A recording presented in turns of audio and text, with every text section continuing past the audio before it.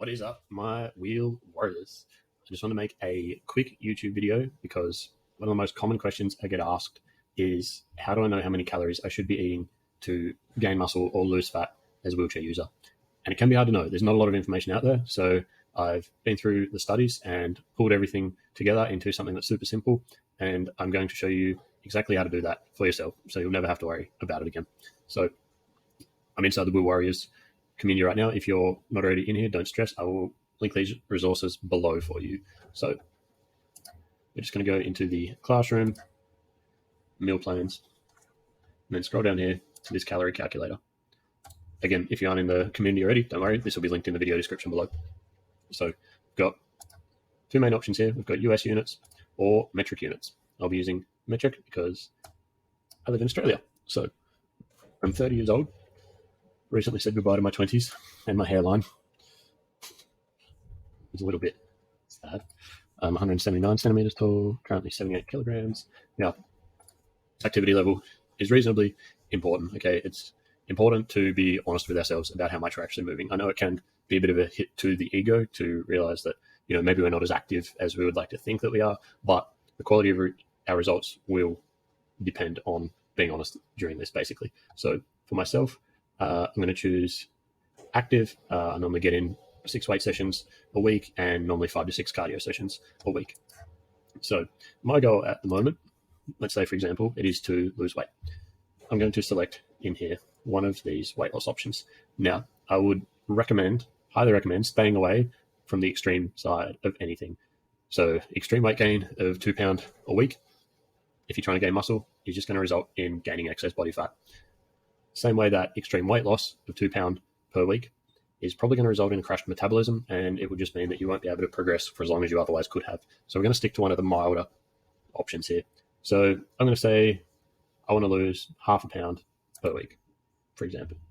I'm just going to hit calculate, and it's going to pop up and give me some numbers here.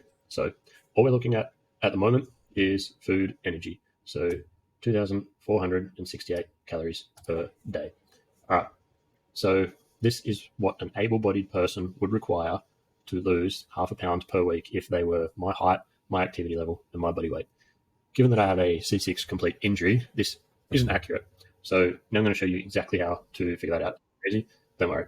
These numbers will also be linked below the video, or put below the video. So these are the injury level multipliers. So based on the best information that we have available, this is sort of the closest approximation to the able-bodied to disability population calorie formula would be. So for myself, I fall in the C5 to C7, given that I have a C6 injury.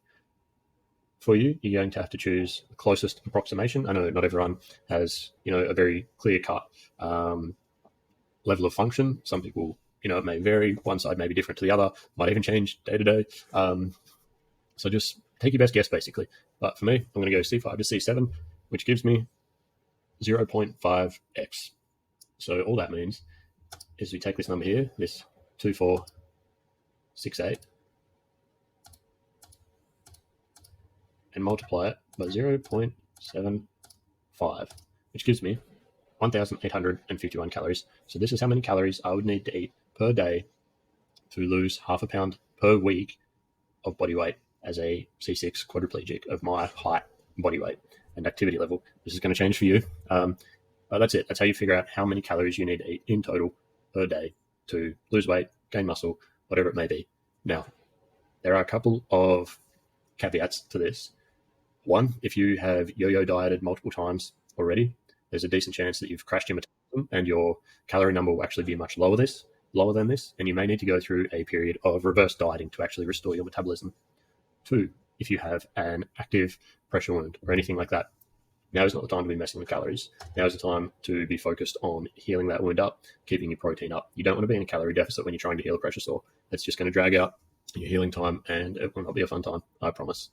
But other than those two, this is, very generally biased, and it may change, depending on your gender, a lot of different things, right? But this is going to give you a pretty good ballpark idea of how many calories you need to be eating as a wheelchair user to reach your goals.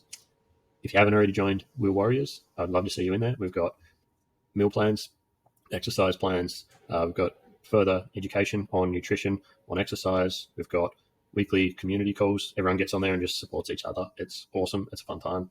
Don't feel obligated to join, of course, but I would love to see you in that. Thank you.